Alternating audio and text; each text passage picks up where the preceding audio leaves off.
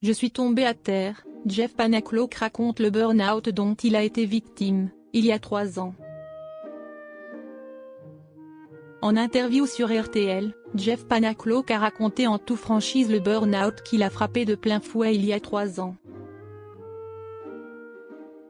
Voilà bientôt 14 ans que les Français ont découvert Jeff Panaclock. Le plus célèbre ventriloque de France a fait ses débuts dans le plus grand cabaret du monde, en 2011, avant de monter son premier spectacle et de partir en tournée en compagnie de sa marionnette, Jean-Marc. Entre la scène et le cinéma, les deux complices ont traversé la dernière décennie à un rythme effréné. En 2025, l'humoriste revigoré revient sur scène dans The Jeff Panaclock Company.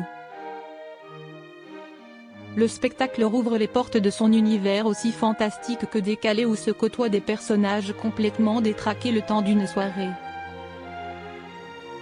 Alors qu'il sillonne à nouveau les routes de France, Jeff Panaclock a fait un crochet par le studio de RTL ce samedi 19 avril. Jeff Panaclock, ce burn-out qui l'a mis à terre. Invité avec Jean-Marc dans On refait la télé, Jeff Panaclock s'est confié sans détour sur le burn-out qu'il a frappé suite à un problème technique complètement bidon il y a 3 ans. Je suis sorti de scène et comme je culpabilisais, je suis rentré dans ma loge. Je me suis dit, je ne peux pas laisser les gens comme ça. C'était le début du spectacle, a-t-il commencé par raconter. Et de poursuivre, je me souviens de la traversée entre la scène et la loge. Ensuite, je ne me souviens plus de rien.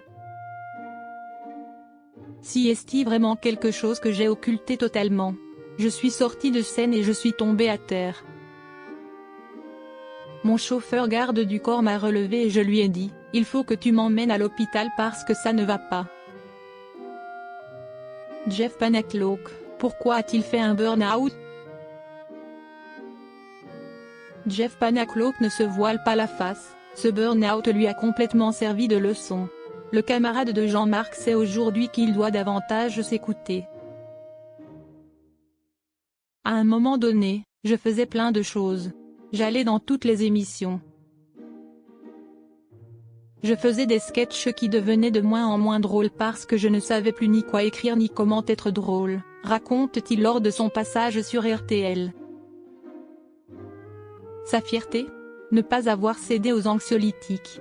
Je n'ai pris aucun médicament, s'enorgueillit le père de famille. J'ai vu pas mal de personnes qui m'ont aidé, des coachs aussi.